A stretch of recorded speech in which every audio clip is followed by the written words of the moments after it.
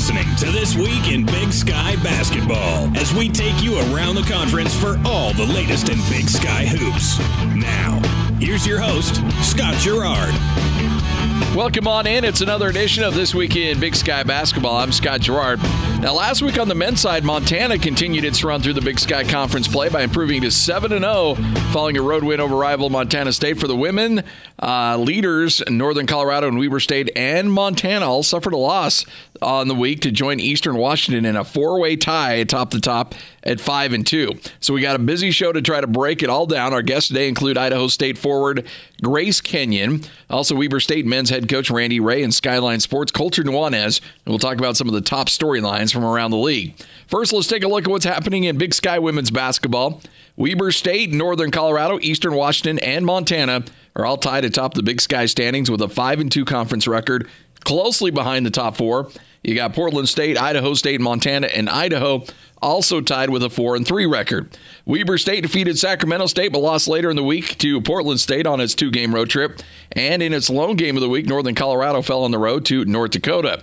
Eastern Washington earned a share of the Big Sky lead with wins over Northern Arizona and Southern Utah, while Montana fell to Montana State in Bozeman.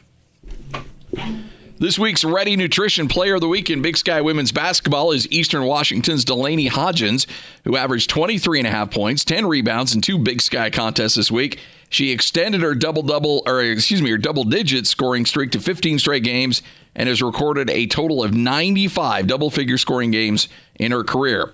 Idaho State had a sluggish start to its conference portion of the schedule, but has won both games last week on the road against Portland State and Sacramento State. So with that, let's welcome in forward Grace Kenyon of Idaho State. Grace, how you doing? Good. How are you doing today? We're doing well. Thanks for joining us. You got a pair of big road wins. You knocked out Portland State and Sacramento State last week. Let's talk about that performance. What did you like from your team and able to, that allowed you guys to get those W's?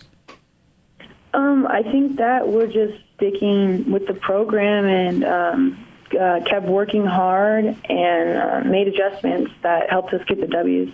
Your team has proved to be an underdog the last two conference tournaments, but you've been able to have some success against the league's toughest teams. What's allowed you to have that kind of success?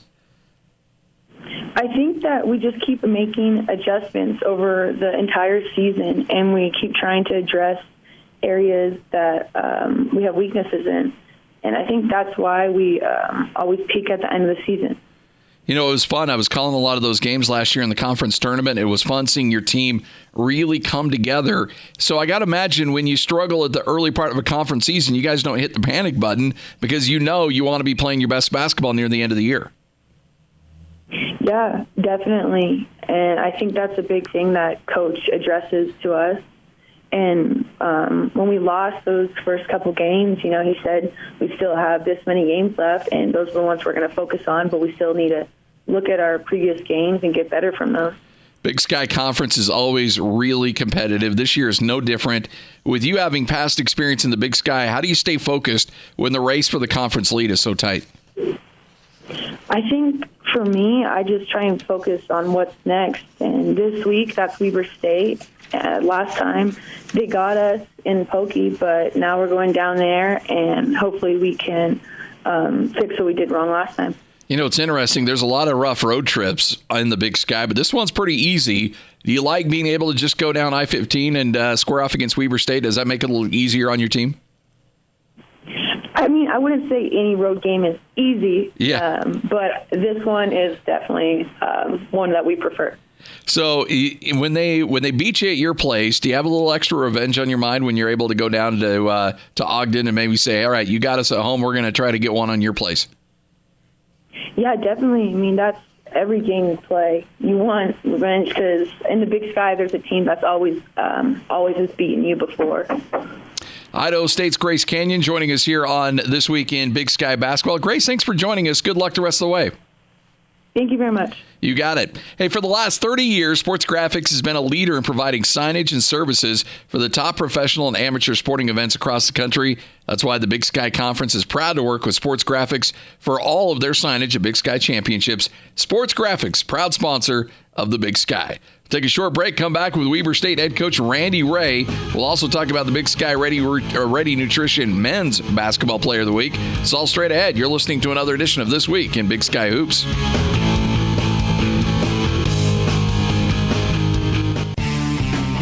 Big Sky fans want Big Sky gear, and the number one place for Big Sky Conference merchandise is at BigSkyShop.com. With thousands of items for your favorite Big Sky teams, including jerseys, t-shirts, hats, and more, BigSkyShop.com has the greatest selection you'll find anywhere.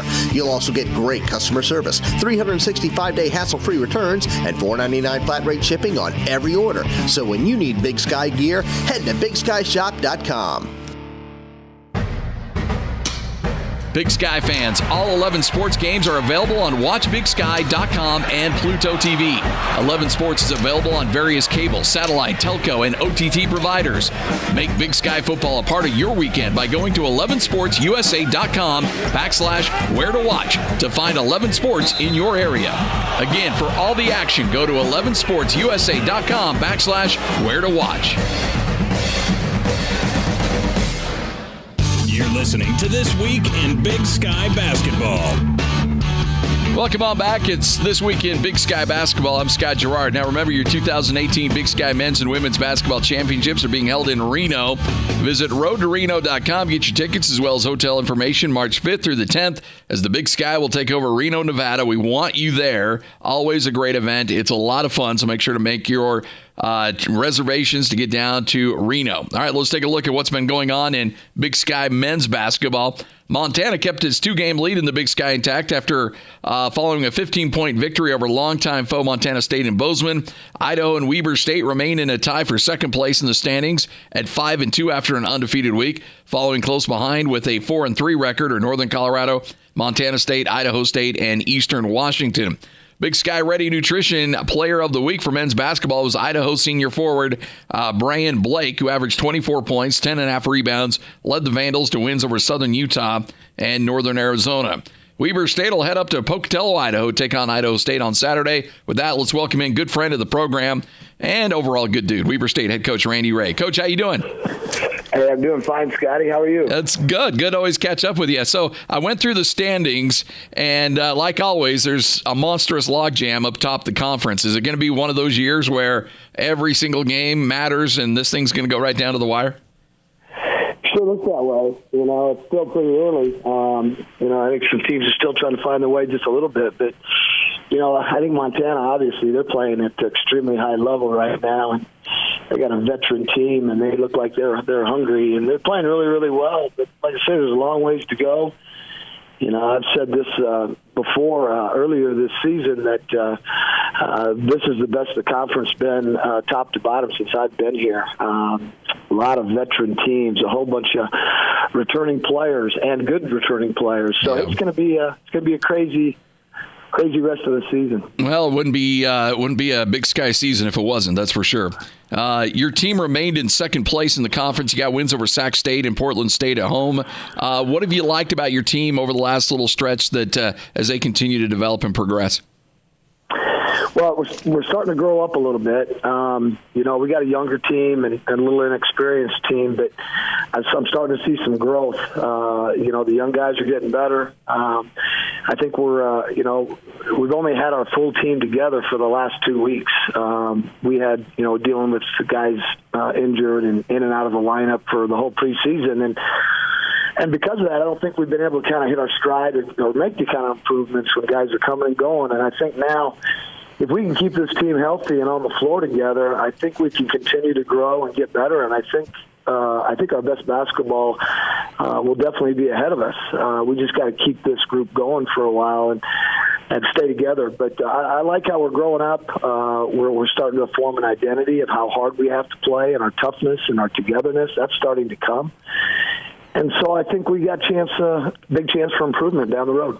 I was talking to a coach in state that said the key to continued success in college hoops is to get old and stay old. You're kind of on the younger side, so you're watching that maturation process, but it does seem like this team's starting to come together and click and playing some pretty good basketball right now. Yeah, I do. I feel good about them. It's a great group of kids. I absolutely just love coaching them. Boy, they come to work every single day. They're high character guys. They really like each other. They play for each other, and so it's just people have always said you can't speed up experience. You gotta get them out there and play. And now that we've had quite a few games under our belt, our young guys are starting to play with more confidence and grow up, like I said, and through the last few games, I think you can really see that. So we're starting to, we know where we need to be. We defend, our success will depend on defensive rebounding, and we're making strides in those areas. And when we do that, we play pretty good offense. And I like where we're headed. Like I said, we've got a lot of room to grow. Jarek Harding gets a lot of attention with 21.5 points per game, leading the Big Sky in scoring. But now he's at the top of everybody's scouting report, and he's got a big old bullseye on his back. How is he adjusting to being the focus of everybody's game plan? He's doing good. He's going to get a lot of attention. He knows that. We know that, and he deserves that. He's a good little player, and one thing about Jarek is he's such a tough kid. He's so tough, and he's very confident, and he carries himself like a good player. And so, he had a little bit of a tough time the other night. Portland State did a really good job, running 2 to 3 guys at him. And, he didn't have one of his better games, but, he's one of those kids you don't really have to even talk to about it, because he's got that confidence level where, really good players, tough-minded players, you don't really have to talk to them a whole lot. They know they're good, and they're going to come back the next day and the next game, and they're going to play with that confidence that they need, and that's Jarek. But we've talked about how they're going to be running guys at him, and he's a good player. He can get his teammates involved, and he'll do that. But he's still only a sophomore, and it's still the first year he started, and he's made a lot of growth as a player, but. Now, like you said, he'll be at the top of people's scouting report, and he'll handle it fine. You got one game this week. You take on Idaho State. Bengals picked up a win on your home floor, 62-60, back in the opener back on December 30th. What's the key to changing things around this time in Pocatello? Well, we better show up this time. We didn't show up last time, bottom line. And a lot of credit goes to Idaho State. They played terrific, and we just didn't play very well. And mentally, I thought we were not where we needed to be. And, it's going to be a tough game up there. It always is for everybody, but especially, it's a little bit of a rivalry game for us. And they get excited when we come up there, and we're going to have to play extremely well. And you got to be tough-minded on the road, and you got to be really together. And we got to play with a whole lot of energy because they're going to play with a lot of energy. So it's going to be a hard game for us, one we're excited about, obviously. And like I said, we're going to have to perform a lot better than we did down here to even be in the ballgame when we get up there. You got Chapman back after a little bit of that foot injury that he's been dealing with. He had a double-double against Sacramento State. When he's healthy, what does he mean to this team? Well, he can affect the game in a lot of ways. He's got a good talent level to him, but he's one of those kids that should be a stat stuffer for you. Mm-hmm. He's a good defender and works really hard on the defensive end. And he can rebound the ball. He can be a good assist guy because he's got a good skill level to him. He obviously can score the ball some. He's a perimeter shooter. He's a post-up guy, so he gives you some flexibility what he can do there. So all I've asked him to do is just be a real good player in every area. And he's a great kid. He's working hard. He's had some tough times. He came back from that foot injury and had a little bit of a tough time for a few games, but it looks like he's got his head cleared up. He's starting to play better now, and he wants to be really good. He really wants to help the team, and hopefully he can just now be consistent. Well, Coach, good luck the rest of the way. We look forward to catching up with you again soon. Thanks, Scotty. Sure appreciate it. You got it. That's Randy Rahe, head coach at Weber State here on This Week in Big Sky Basketball. When we come back, we'll preview the week ahead in Big Sky Conference play. We'll also have a visit with Colter Nuanez of Skyline Sports. We'll also know where you can find all the Big Sky games on television this weekend. Stay with us. You're listening to another edition of This Week in Big Sky Basketball.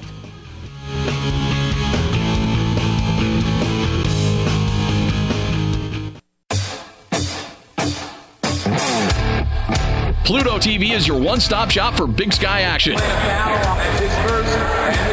The leading free internet television service in America will stream live sporting events including up to 700 football, men's and women's basketball, volleyball, and selected soccer, softball, and track and field events. Simply go to Pluto TV to find games from several different sports. Pluto TV is your one-stop shop for all Big Sky action.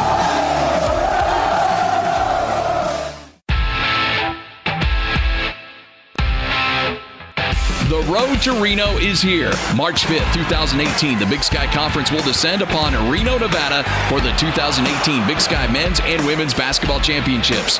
Go to roadtoreno.com to book tickets and accommodations for Big Sky Men's and Women's Basketball.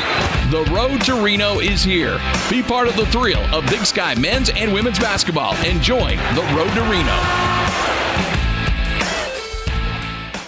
You're listening to This Week in Big Sky Basketball.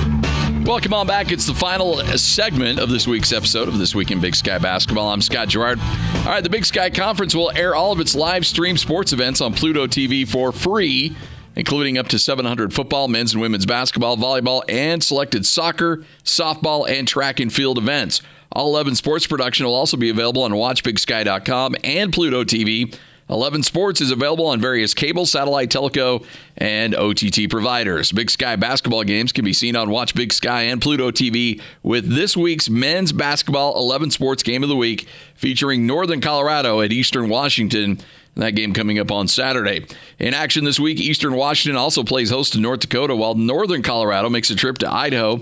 In other games across the league, Montana and Montana State play host to Southern Utah and Northern Arizona. Travel partners Sacramento State and Portland State square off in Portland, while Weber State travels to Idaho State in their only game of the week. On the women's side, Southern Utah and Northern Arizona host Montana and Montana State this week, while North Dakota and Northern Colorado welcome in Idaho and Eastern Washington. Weber State will play host to Idaho State in Ogden, while Sacramento State hosts Portland State in its lone game of the week. Now remember, every single Big Sky Conference game can be seen on Pluto TV and WatchBigSky.com for free and in high definition. Whether you're watching on a tablet, smartphone, laptop, or desktop, you can access Big Sky Basketball anywhere you go. All right, let's welcome in Colter Nuanez of Skyline Sports. Colter, how you doing, my man? Fantastic. How are you, Scott? I'm doing well. Montana continues its undefeated streak through Big Sky play last week with a win over Montana State. Grizzlies overcame that slow start, but what was the key for them to get it rolling in the second half and run away from the Bobcats? Well, it's been what it has been for about the last 10 games. They've won 9 out of 10 now, and it's been all about defense. They were even able to hold the Washington Huskies to 66 points in their lone loss during that stretch. And now here we see 7 straight conference victories. And they completely took Montana State's guards out of the game. Montana State's Tyler Hall and Harold Frey, they account for 43% of the Bobcats' offense. And neither of those guys hit a field goal, and they combined for 3 points after halftime. Granted, Tyler Hall battled the flu all week. He was in and out of the hospital leading up to the game, so it was a bummer that the Montana State star was sick for the rivalry game. But when you hold a team to 4 of 24 shooting after halftime, you got a pretty darn good chance, and that's what Montana was able to do. It's just been all about defense so far for the Grizz. You know, Hall and Frey are so good to watch, and they're so dynamic, and to completely take them out of the game the way that Montana did, it really shows just how special this team is defensively. I got to imagine, and you're back there in this neck of the woods, that the hype around this team is starting. I got to imagine is starting to hit a fever pitch. Yeah, absolutely. And Saturday was such a display of just how much talent Montana does have, because Michael Ogine has been their primary on-ball defender. He's been the guy that's drawn Tyler Hall the first 2 years of their matchups. And instead, they put Bobby Moorhead on Tyler Hall, and Bobby Moorhead probably had his best game of his career. Had a double-double for the first time, had 12 huge rebounds, and it really shut Hall down. And then it wasn't even Ogine on Harold Frey either. It was Ahmad Rory. And Rory gets a ton of credit for his ability as a floor general, as well as his scoring ability. Not a lot of people talk about his defense, and it was a fantastic defensive effort by him as well. So, Montana, they have 8 bona fide top-line players, and it's the buzz in Missoula is definitely starting to grow. So you got Idaho and Weber State currently in second place in the men's standing. What have you liked about those two teams in conference play? Do you feel like either one has a chance to maybe come up and try to push Montana? Yeah, Montana's start is because of their good play, but also because of their schedule. Exactly. They won't play the bulk of their really good opponents until the second half of the season. I don't want to discredit Northern Colorado or Portland State or Montana State. I think all three of those are good wins for the Grizz, but they won't play Idaho, Weber State, Eastern Washington until the end of the year. Idaho and Weber have navigated a lot more difficult schedule so far. The thing I like about Idaho is you could tell they were feeling the pressure of being the preseason favorite coming into the league slate, but they've really adjusted to that, and now they're embracing it, having won 3 straight. I think they probably are as disciplined in the stuff that they run offensively as anybody in the league, and that will make them a tough matchup. And the thing I like about Weber is just the improvement. You know, they had a lot of injuries during the non-conference and early on in conference. Now that they got their solid guys, Breckett Chapman back in the rotation, the Utah transfer, Jarek Harding continues to improve. He's an incredibly explosive player. And then you pair him with steady guys like Dusty Baker and Ryan Richardson, and those guys have gotten a lot better over the last couple of weeks. And that's just a trademark of a Randy Rahe team. I mean, he's one of the best coaches not only in the conference but in the entire Western United States. So you have to expect that Weber's going to continue to improve as the year goes on. We spoke to Randy Rahe earlier, discussed the Big Sky leading scorer, Jarek Harding. You mentioned him as well. The kid's just dynamic. He's fun to watch. And, again, Weber State finds these under-recruited players, brings them in, coaches them up, and they end up being studs. What about his game specifically really jumps out at you? Well, he can literally get to the rim on anybody. I honestly don't think that there's a single guy in the entire league that can stop him from getting to the rim. I actually don't know if there's very many guys in the country that can stop him. I mean, you look at him, he's only about 5'10", maybe 160 pounds, but he's absolutely fearless going to the cup. And his shooting splits right now are off the charts. I think he's the only guard in America that's shooting over 54% from the floor, over 40% from three, and over 85% from the free throw line. So he's incredibly efficient. And the fact that he's added that three-point game, he's not necessarily a huge volume-type three-point shooter, but he's giving you 3 three-point attempts a game, and he's shooting it at 35% in league play. That makes it so you have to respect him, and that makes his first step even quicker. You mentioned him being under-recruited. He's the Kansas Gatorade Player of the Year, and I asked him why he chose Weber State, and he said he had really studied the way Randy Rahe had developed players from Damian Lillard to Davion Berry to Jeremy Sanglin, and he wanted to be that next guy. And you can really tell he's taken that to heart. He's really worked on his game, and he's really improved a lot, and here he is now leading the conference in scoring. The women's race wide open right now. You got 4 teams tied for first, 4 other teams just 1 game back. How do you see those standings shaping out over the next month leading into the conference tournament? Well, and that's the thing is there's the 4 teams that are tied for first place. I'm not so sure Montana State isn't one of the best teams in the conference as well. They're sitting there at 4-3. They had a little bit of a hiccup on the road trip through northern Colorado and North Dakota. But after Saturday, I thought they executed their offense flawlessly. And when they shoot the ball like they can, they've hit more than 10 threes in 4 out of their 6 conference games. That's going to give you a chance every night out. And they do have the experience as well, not only with the 3 seniors, but also just having won the league twice in a row. But I think the Lady Grizz for Montana will be a tough matchup for everybody just because they have more size than most of the teams in the league. Northern Colorado, I think the stuff Cammie Etheridge runs is as good as anybody in the league, and they're super disciplined. They're crisp. They get through it. And then North Dakota gives everybody problems with their physicality, so they're right there as well. And then Lauren Brooks has been one of the surprises in the women's side of the conference for Weber State, and she's just filling it up. So there's a ton of stuff to be played out in the women's league. I think as wide open as the men's league is, I think the women's league might be even more. I think there's probably 5 teams on the women's side that could make a run at the championship, so it'll be fun to watch down the stretch. All right, one thing we like to do with you before we let you go every week is kind of get your games that Colter's watching, the men's or women's or both, the 2 or 3 games that really stand out to you as the games you're going to be keeping a close eye on this week. Well, the homestand for Montana and Montana State, it doesn't necessarily look like big games because Southern Utah and Northern Arizona are sitting there at the bottom of the conference on the men's side. But that said, it's huge because they need to, especially Montana, if they really do want to make a run at this thing and they want to continue to stack wins and bank points, as Travis DeCuire likes to say, it's a huge weekend because you have to sweep these 2 teams at home. So I'll be in attendance in games in both Missoula and Bozeman, checking those out. But I think North Dakota at Eastern Washington is interesting because Eastern got off to a great start. North Dakota did not. But now it seems like those roles have kind of been reversed, so that's a huge game. Sac State, Portland State, those are the 2 most contrasting styles in the entire league. So we'll see who can dictate the tempo, so to speak. And then Weber State, Idaho State, that's going to be a rematch of a game that I know Randy Rahe was incredibly disappointed in. He told me when I had him on my podcast earlier this year that was the most angry he'd ever been after a game after they lost to Idaho State in Ogden. So that rematch there is going to be a pretty tough one as well. And then this stretch for Idaho is crucial as well. Idaho has 3 straight home games. They got Northern Colorado, North Dakota, and Portland State coming to Moscow. And they'll get a chance to either prove that they are a front-running contender or maybe they're playing chase. So it's a huge stretch for the Vandals as well. So good games across the league. It should be fun. Colter, you're the man. We appreciate your time as always. Keep it rolling. We look forward to catching up with you again soon. Hey, Pub the Podcast, where can we find that? SkylineSportsMT.com. We do a Stars of the Big Sky podcast every week with coaches and players on both the men's and women's side.